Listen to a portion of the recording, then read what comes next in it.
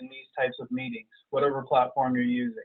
So I'm an account executive here at Knowledge Anywhere, and like I said, Charlie's the founder. He's been with the company ever since day one, 22 years ago.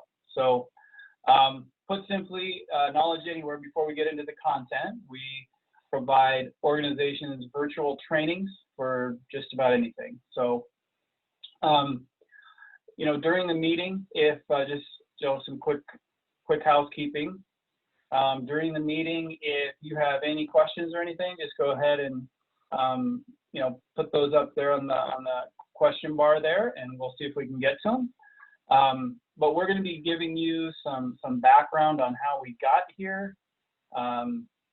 You know, we didn't always have virtual meetings like this. We had to do things on the phone, and even before that, it was even tougher. So we'll talk about the background. We'll talk about some of the benefits. We'll talk about actually show you some different ways to engage folks. That's going to be the major part of this whole webinar. So quizzing, polling, some traps to avoid, the blended learning approach, so how you can incorporate some of these engaging tools that these platforms offer into your learning program. And then one of those is showing a whiteboard, and then also talk about micro-learning and actually all the resources that we use to get all this content and provide it for you. So with that said, I'd like to introduce Charlie Gillette, our CEO. Hello there. Welcome, everybody. Good morning for the folks on the West Coast. Good afternoon to the folks on the East Coast, and good early evenings for our European colleagues. So very nice that we could get going on that. So I think you got the first slide there, Rob. All right. So this we thought would be a kind of a fun way to get things started. What I'd like everybody to do is take their cursor and move it up to the top of the screen. I think it's top right. And what you're going to see is a bar up there that has something called View Options. Now, everybody, a little caveat to that: if you're a mobile user, you may not have this. Depending on the phone that you have, we're going to have tons of different engaging tools and different features to show you today. But for this one, you know, I know that it's going to work for sure on a desktop or a laptop. But go up the View Options, put your cursor on Annotate, and when you click Annotate, you're going to see a bar come up. And just go to the Stamp button. And when you click Stamp, either go to a star or a heart, and you can show where you are. Just go ahead and click on where you are in the world. I know we have a lot of people here from the United States and Canada. We have, oh, looks like we have folks maybe Michigan. Wow. Oh, that's totally cool. Let's see. So again, yeah, just go up and see View Options, up to the top, take your cursor up, and then click on Annotate, and go to Stamp, and then choose any stamp you want. Most people are using the heart or the star, and we've got folks in Europe, and I'm gonna give a geography lesson here. It looks like from San Diego there. And there's a whole bunch of folks that are very nice to chat in, you know, from Minneapolis, from you know, Florida, Arizona, Charlotte. So it's great to see folks from, you know, all over North America and other places. So. Oh, that's great. Got North Carolina, Colorado, Virginia. Wow, that's fantastic. Well, really welcome everybody. Now it looks like everybody's found the Annotate everybody, or the Annotate box, and a lot of folks on the East Coast. Okay, excellent. Well, you know, the web platforms that you use are going to have tools like these. And what's funny is we actually called into Zoom prior to this event, and we were talking to somebody, and even an employee, and they didn't even know that Zoom had Annotate available. So these platforms are constantly updating with features, and just, I mean, our advice to you is to stay up to date with the various features so you can utilize them to engage your employees. So what I'll do here is I'll get on to the next slide here, but I'll go ahead up on the bar here and we can save it. This is kind of cool right here. I'm going to go ahead and show in folder. So it's going to automatically save this. I'm going to clear all drawings and then we'll go ahead and X out of it. And looks like I need to clear one more there. All right. And thanks for all the folks that use the chat also. Just a good example of being able to use the annotate or chat. There's 85 folks that have used the chat out there. So nice job on that. Yeah, awesome. That's great. So Charlie, why don't you take this slide here? Yeah, everything is evolving and adapting. I guess we have no choice to be adapting in these times. And even before our current global pandemic, these platforms were being used. A lot of it is because of globalization, that folks are working, with colleagues, suppliers, customers around the globe, and to be able to do it completely seamlessly out there across time zones. Also, the technology has continued to improve, and if we think the technology today is relatively solid, it's going to be interesting to see what it looks like in 5 years. This will look like the internet 20 years ago with dial-up. So the technology is continuing improving, especially when you have leaders like Google and like Microsoft, leading the charge on that. This technology is going to keep getting better. Also, familiarity, for better or worse, we're all familiar of getting on these web platforms and doing elements. And then the current pandemic has really made it no choice. I mean, there is nobody doing in-person meeting out there. And out there. Welcome, Aileen. I just see that you joined there, so welcome. There is no in-person meeting. They might happen again. They'll happen in a blended format. So the current events has really, forced this. So it has been happening for a while.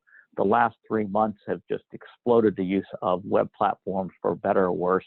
And our presentation today is to make it for the better. Rob, we'll turn back to you. All right, that's great. Thanks, Charlie. So next thing we're going to do is actually we'll do another whiteboard. So I want to re-explain the way we do annotate. And again, if you're a mobile user, it could have something to do with settings on Zoom, for example, or whatever platform you're using. So make sure to check those. But I know that if you're on a desktop or a laptop, all you do is take your cursor and you take your cursor up to the top of the screen, and you'll see a black bar up here, and it'll say View Options. And when you click View Options, click on Annotate.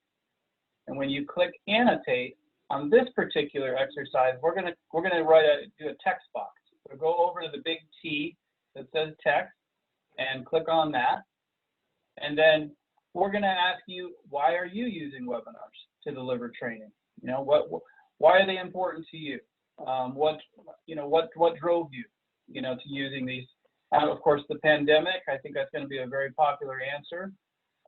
But go ahead and click on anywhere on the screen after you click that T, and it'll create a text box where you can type in your answer. So again, go up to that Annotate, click on the big T, Text, and then click anywhere on the screen, and you'll be able to type in whatever you like. So why are you using webinar? And for the folks, for the folks that don't have, that looks like some folks don't have that feature, just throw it in the chat, and we'll look to try to put it in there. So yeah, that's a great idea. I'm sure a lot of you are on mobile phones. So, but yeah, some good answers here. It's usually faster, easier. We have no choice. I'm just trying this. I like it. Yeah, give it a try. It worked. It worked. It worked. That's great. That's great, everybody. Yeah, you know, if you guys have questions on any of this stuff, we'll say this at the end, but you're welcome to stop by our booth anytime during the conference. So new hire orientation, right? So onboarding, long distance partners, absolutely. Well, and also seeing this limited travel budget that somebody put in the chat, very, very common out there, economical. Yep. Yep, and we're actually going to speak to some of the benefits here in a minute, and I think you're nailing them here, everybody. So that's great. All right. Well, I think we have a lot of people that threw their answers into the chat because folks are on mobile phones, most of them, but we got some great answers here. So using this tool, I'm going to go up and click Save and have it show up. It goes right to my documents. And then I'm going to clear all drawings, and there we go. So now it's going to be saved. And nice segue here to an overview of, virtual benefits. So as Charlie mentioned right at the beginning, we're in a pandemic, so we have really no choice. And then somebody actually wrote that on the last whiteboard. It's also super economical, extending your reach. So those folks in Europe, for example, where we saw they were joining us, that's a lot less expensive for sure to be able to just log in and see content on a virtual, like a web platform like this. So reaching a lot more folks, it's a lot less expensive, a lot more cost effective, closing geographical gaps, like I said, those folks in Europe. So timely delivery of training.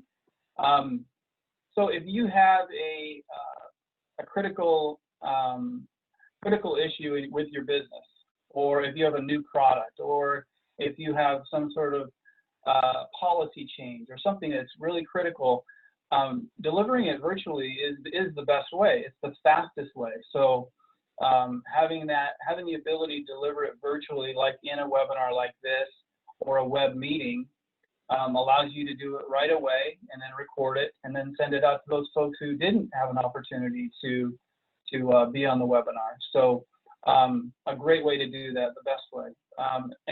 Then right here, expand the group of instructors. Many of you are in companies where you have these instructors that you've relied on for onboarding and for sales training and for these various ends of your business. And now that we can do all this virtually, you can actually take subject matter experts from outside the company and utilize them to be instructors. Your instructors that you've relied on can deliver training anytime, anywhere.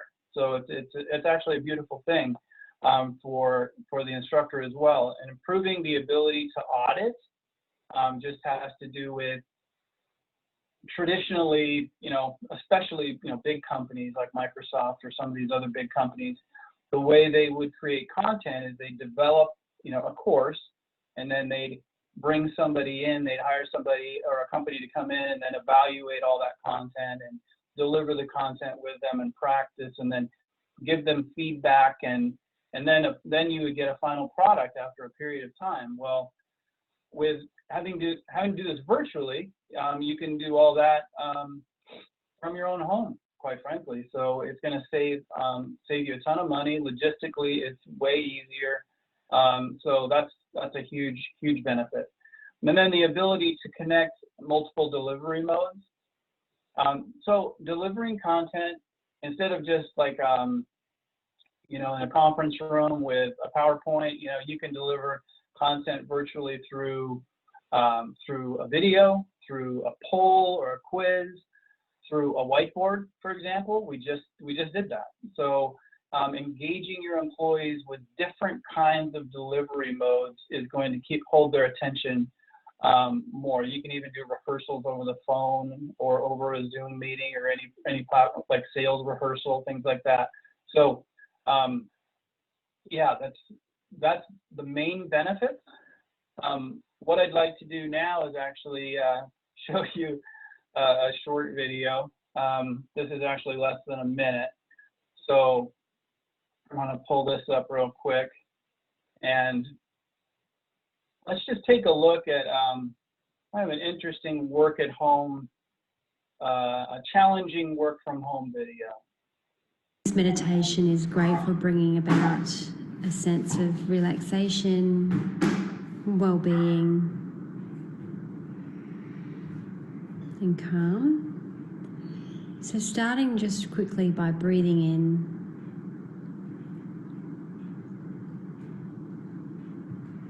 and breathing out.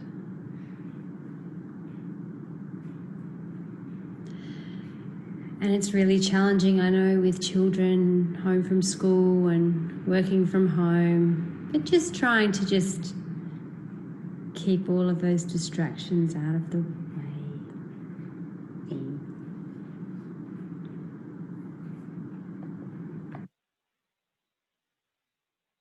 And this meditation. All right. So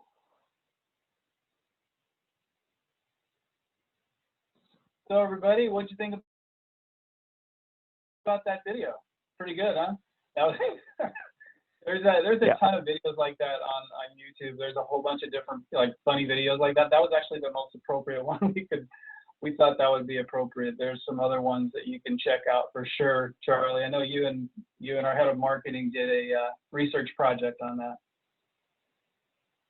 Well, and I think we've all experienced that to some degree or the other in the last 3 months. You know, whether it be, trying to juggle everything at home, dogs barking, people coming to the door, having, people walk behind you. So, there are issues out there. So. Yeah, and people are understanding too, especially right now. So. Okay.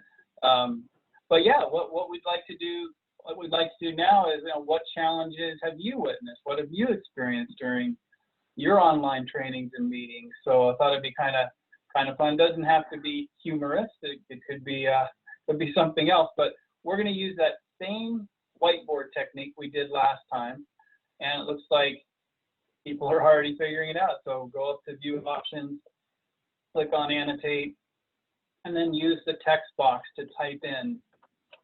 Again, apologies to those folks who have the wrong mobile phone for this exercise. But yeah, and feel free just to put it. There's some great things coming across in the chat too. Phone ringing, forgot the cameras on, internet cutting out, cell phones. Oh man, yep. Oh, that's great. Yeah, dogs barking. We've experienced that here in this house, and children. We've had a few issues there. Co-workers don't get text. So. Well, and somebody mentioned it early on that we all realize we're sort of in the same boat. So, everybody is, it's not like, dog barking, children running by, your spouse talking to you. We've all experienced this. So it's very interesting that it has, allowed everybody to understand on this stuff too. Multitasking, we'll talk about that a little bit later. Right. And by the way, the whiteboard that you're seeing for this is a PowerPoint. We created the slide, and you can use this as a whiteboard. Zoom actually has a whiteboard like tool. I'm sure all the other platforms have something similar. So you wouldn't need to do this. In fact, a good example of that quick story is yesterday. It was Father's Day and in the States, and so we had a family Father's Day call. And I just thought, well, why don't I practice the whiteboard on the family? So I just pulled up a whiteboard, and my whole family wrote down words that they thought would describe, my dad or grandpa. It was super simple. We just used the whiteboard the platform provided us, and it was great. Everybody wrote up words like kind and generous and loving and things like that. And so it was a great tool to have just for the family, a great way to engage them. So anyway, happy Father's Day to dads out there. A little belated. Hey, it was great to see Donna's comment there that Donna said the birds chirping or people listening from the outside. And maybe Rob, for Sherry that chatted in, maybe just explain one more time how to get to the annotate of the whiteboard. Oh, okay, great.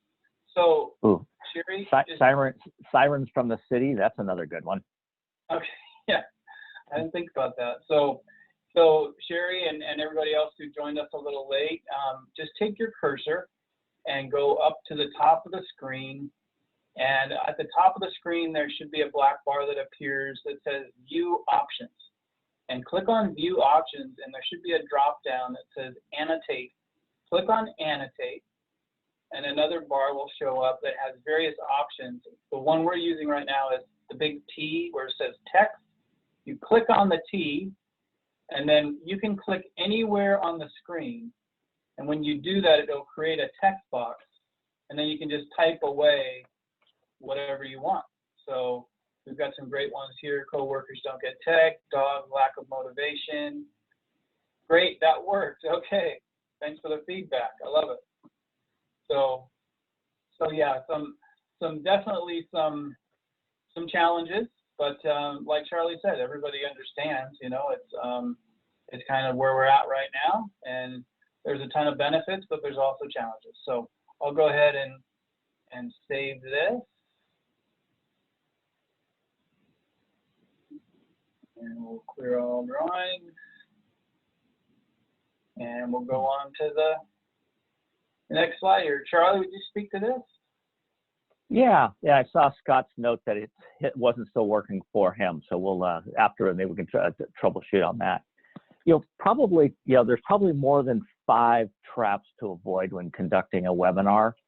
Actually, one of the chats out there, which was really good, I'll come back out there. First of all, forgetting the personal aspects. I mean, we would not walk into a live instructor training, sit down, not say hello to anybody, not have a greeting of where folks are calling in from, and so on.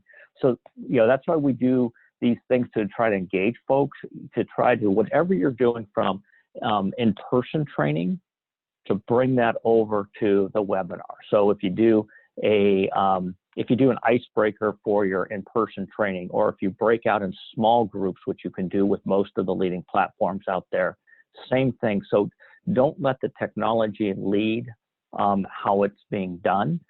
Think about the personal aspects. When we do meetings, a couple things, we have an icebreaker. One time was bring your pet to Zoom. So everybody brought their, pet to the meeting so they could do it. Other time was, funny hat time. One was a polling, which we're going to come to, and so on. So probably a big thing is, don't forget about the personal aspects, the human aspects of engaging your folks. The next thing, and it truly is called Zoom fatigue. And this is not just Zoom. It could be, it could be any of the leading platforms. There's a couple of great, articles, and we'll have them in our resource element from Harvard Business Review. This one is how to combat, Zoom fatigue.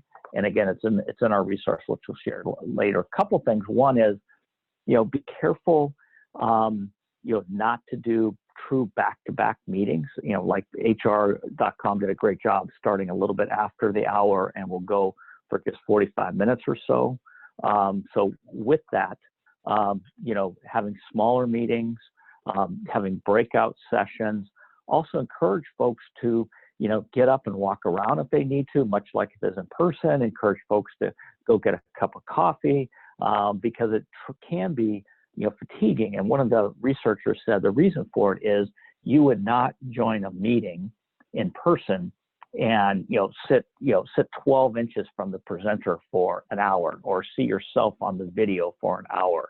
So with that, truly try to look out for Zoom fatigue. The other element is don't overuse it. If you can do a simple phone call, if it's just one-on-one, no need to use Zoom.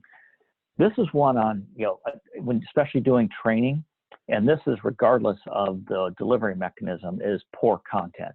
And so if the content is poor in person, it's going to be even worse, via webinar. So poor content. And so looking at the quality of the content, who's delivering it, I think it's more challenging to deliver a webinar from a quality perspective, because you don't have the benefit of, potentially the humor might not come through, the camaraderie of people saying hello to each other, potentially the venue. So I would say in conducting training specifically, actually any type meeting, really focus on the content. So the folks that have had great instructor-led content, they're on a leg up to take it to, great webinar content.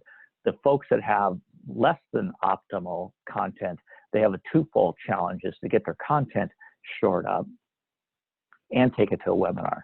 I think all the folks in the brainstorming we did there talked about the technology failing on you. And we've all had it happen. Actually, one of the folks in the Q&A did a nice reminder to Rob and I that it would be more appropriate for us to have professional mics, that it would be better for the voice quality, which is always good feedback on that. So having a technology fail, and I have this a little bit later, most of the leading platforms now are robust enough, but you can't count on, you can't count on your Wi-Fi, you can't count on the internet. So, sometimes the technology is going to fail. We have some ways out there. And then truly, lack of engagement of just doing a pure PowerPoint presentation with no whiteboards, no pollings, no videos, other things. So truly, avoid having a webinar with no engagement at all in it, because the effectiveness is going to, fall off, dramatically, out there. So those are the 5. I think everybody there, when we did our brainstorming, came up with a few more. And you won't be able to control, like one of our colleagues said he lives down the street from a fire station. Well, you're not going to be able to control the fire stations, going by your house. You're not going to be able to control dogs barking. You're not going to be able to control potentially the internet. But the things you can control to make a great webinar, make sure you do. So, Rob, I think there's another one. Oops. All right. And then there's, this one is webinar tools. Having friends, not foes. Probably the big thing is don't use a webinar tool you've never used before, especially for a large audience. I mean, we have 250 folks today. We use Zoom like HR.com does. We also use Google Hangouts. We use Microsoft Teams. We use Blue Jeans. Those are the top 4 we use. Also, WebEx is a relatively popular platform. So don't, only use a tool for especially a large audience that you've used before. Know your audience's technical level. So if like this audience is used to using webinars, there's been a little challenge on using the annotate, but that might be a Zoom element. Like we did today, providing instructions before you start, to what the sort of housekeeping is, much like you would do in person. Leverage the tool's features. So let's say if you're using, if you're using Google Hangouts might not have a polling capability, just to out there. Or if you're using WebEx, can be a touch clunky to download on that. So, but to leverage the tools, and there's new features all the time. Like Rob mentioned, there's features that potentially the provider doesn't even know they have out there yet. So always keep asking about the new features out there. Probably the biggest thing is practice the session. For this one here, Rob, along with our marketing specialist, helped us practice a session a few times out there, especially if you have things like a poll, annotate, videos, those type elements. So, practice the session.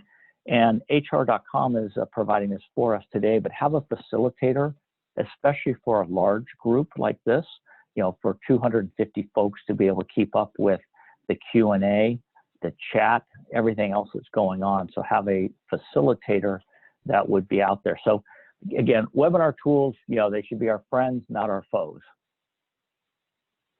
Excellent. Thanks, Charlie. So now, everybody, we've got a quiz or a poll. It's a quiz question. So we'll have that show up here. So which of the following is incorrect? And I'm very interested to see how everybody does on this. It's a tough question. So 85% of employees are not engaged at work.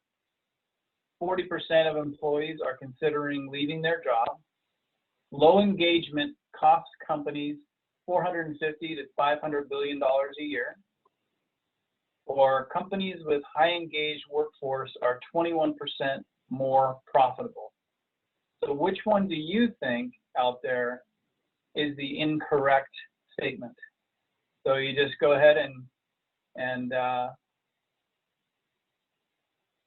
looks like you can't vote quite yet, but we're going to have that available to you in just a second, I think, here. So yeah, I think Rob, I think they can vote. It's just as host and panelists, we can't vote. We cannot vote as host and panelists. Oh, we can. So they can vote. Okay. So it looks like everybody's voting.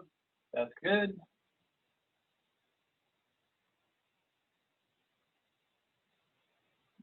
Wow, looks like most folks, interesting. Most folks, 85% of employees are not engaged at work is the incorrect. Okay. 40% and 27% employees are, 40% of employees are considering leaving their job. And people thought the last two, they were definitely correct, huh? Okay.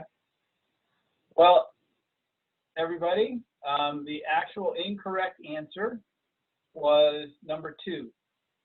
Actually, 81% of employees are considering leaving their job. Now, these are pre-COVID-19 numbers that we've got, so I'm sure there's going to be some differences there. But what's important to note on that is that if 85% of employees are not engaged at work and 81% of employees are considering leaving their job, let's try to get employees more engaged. And the reason we brought this up is these tools, these platforms like Zoom and Teams and WebEx and all these other ones are going to help your employees be more engaged and use all the features and all the tools, and you'll have less turnover, quite frankly. So very interesting, the results there. Charlie? Great. Yeah. All Nothing right. to add. Yeah. It was a little bit of a trick question. Yeah, it was. That was tough. And actually, somebody said, I think Pamela, you asked where it was from. We'll send you the source on that too. Great.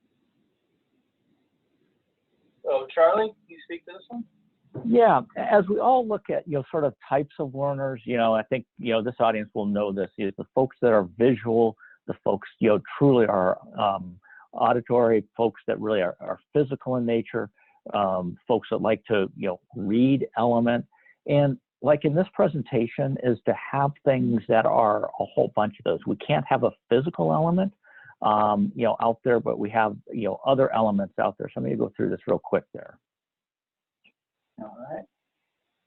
And so from a visual learner's perspective, is truly you can have games and badges and certification, obviously PowerPoint, which can be overused, including videos, infographics, and so on.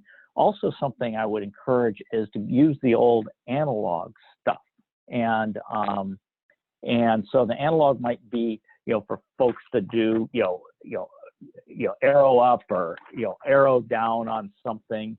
If you're doing brainstorming, is to have folks be able to do the actual brainstorming of what's going on out there.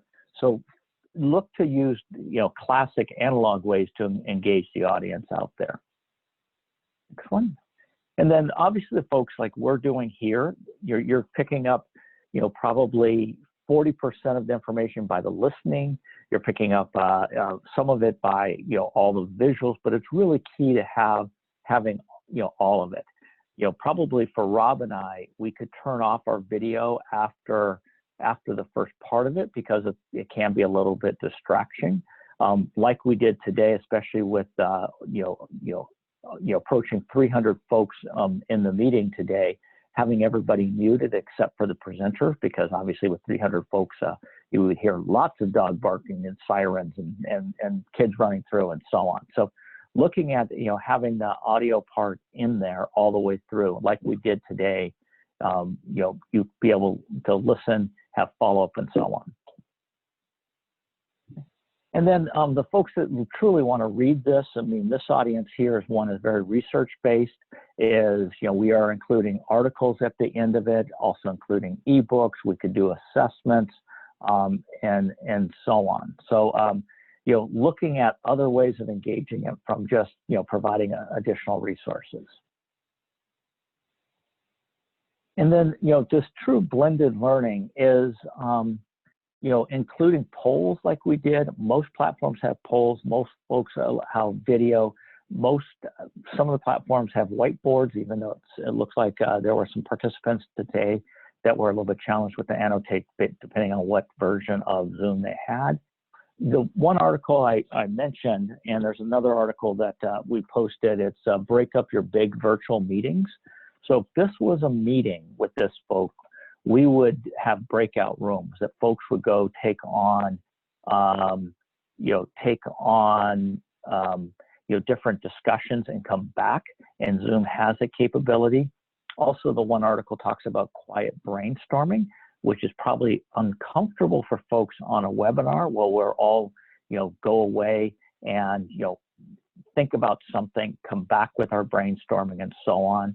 I mentioned them a few minutes ago on, you know, analog items of having people, you know, write things on a piece of paper, share them that way. You know, I would encourage folks in these type elements to, you know, if it's a long meeting, if it's more than an hour, is to truly have, much like if it was in person, hey, we're going to take a 15-minute break. Everybody rejoin us at, you know, quarter after hour. So, because it can be fatiguing to be able to sit in these webinars. So think about those. Having an online course, the online course, you know, can be before the webinar, after the webinar, and so on. And the last thing is having quizzes, especially there's an app, if you use Slack, there's an app called Quick Quiz, and allows you to deliver quizzes directly in Slack. So it's a great way to, right after the meeting, say, again, if you folks use Slack, hey, I just sent out a team quiz to everybody. And again, it sort of gets people, you know, interested and engaged. As a presenter, it might be a little bit disheartening when, you know, you send out a quiz for what you just presented and people get 50 or 60% right. You're thinking, man, how could I deliver that best? All these things should be connected to your learning platform. And so when you do the webinar, it should be through your learning platform, the quizzes, the resources, and so on. So folks know how to go back and do it. So your learning platform should be, you know, sort of the single spot for, you know, all these various elements. So again, blended learning through webinars. And I think I have an example next there, Rob. Yeah, so this was one of our customers, and they used to do everything in person, and this was way before, you know, COVID. So this was in, you know, early 2019, and it wasn't effective. So it was a double whammy. It was really expensive, and it wasn't effective. It didn't scale, and so on. And so they took on a true blended approach. You know, first of all, they trained their managers on how to coach their employees. So number one, they did do an analysis, and a lot of it was their managers weren't sure how to coach. They then did a follow-up webinar. They followed up that with e-learning. They used a tool through Rehearsal that allows you to do video virtual role play. They did do one session in person. This now has been transitioned to an interactive webinar. They did text quizzing, and they followed up it by a virtual role playing. But these things were all, you know, connected together. And so it gave a much better experience. First of all, not only did they save, you know, significant amount of money because they had, you know, 300 folks they were doing this with, but the effectiveness of the training was just unbelievable from an impact of the performance of these individuals. A lot of it was doing that manager coaching, and a lot of it was the whole practice with the virtual role play. So I would encourage, again, this audience most likely is doing some type of blended format, but I would encourage the audience to always look at, is there another way that we can engage, you know, our workers? And if you're training customers, the same thing exists, is to have a blended format with different modalities. Carmen asked, what is virtual role playing? And so I'll answer that real briefly. Good question, Carmen. So what virtual role playing is, and it's through a platform, a partner we have of Rehearsal. And what it allows you to do, and it's for anything that's people related. So giving feedback from a supervisor perspective, it could be hiring, could be sales. So it's things that are heavily communication based. And so what it does is a video comes up with a certain scenario. And then as the participant, I respond to it, engage with it. It records my response. And then a mentor on the administrative side can go in and look at that response, give feedback with it. If it's extremely good, they can post it out to the other elements. So it truly replaces the instructor-led that, hey, we're going to do some role-playing, which all of us have done, really uncomfortable. This one allows you to do virtual role-playing for people out there. So. Yeah, great, Charlie. Thank you. So, oops, Heather asked a question. What was the name of the program again?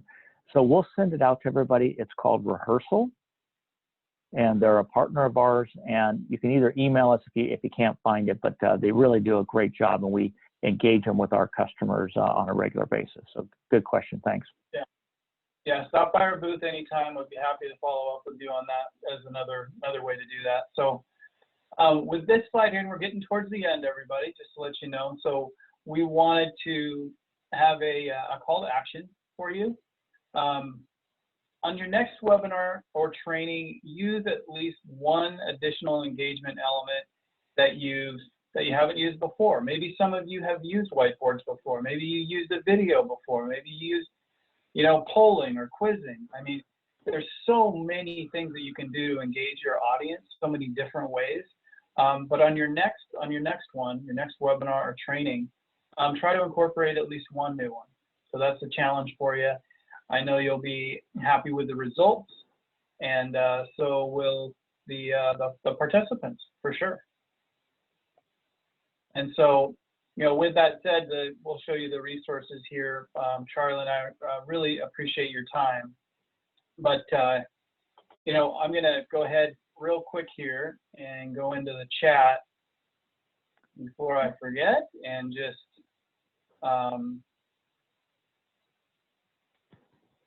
hey, Allison, good, Allison, good point on that you made there. Thanks. So this is actually trying to find that the link to the booth. It's not pasting, so that's okay. Okay, these are the resources we talked about. So the 2 Harvard Business Review articles, needless to say, they're extremely recent. I think they're both in April. And then there's a good one from the Inc. And then one of our partners, InSync Training, has 2 really good resources out there. So. Yeah, and I was going to paste the link to our booth, everybody, so you can just click it and come in. But if you go to the platform, we're one of the exhibitors, and you can just click on Knowledge Anywhere. And there's actually another reason to stop by us and to connect with us is we're having 2 drawings every day for an Amazon gift card. So if you drop your business card there virtually, you'll have an opportunity to win some Amazon cash. So kind of fun, but yeah, we'd love to connect with you. And we had a great time sharing some of these ways to engage your audience. So please embrace it and use the new features. And again, we really appreciate your time. Charlie and I had a great time. And we'll turn it over to hr.com to wrap things up. Thank you. I would like to thank our sponsor, Knowledge Anywhere, and our presenters today for this very informative webcast. Thank you to the audience for joining in. We will be sending out an email with the credit information, and you can also find your credits on your View My Credits page in your membership profiles once the webcast has been archived. Your feedback is important to us. Please take a moment and fill out the exit survey that will appear in your screen. And this concludes this webcast session. We hope you've been enjoying and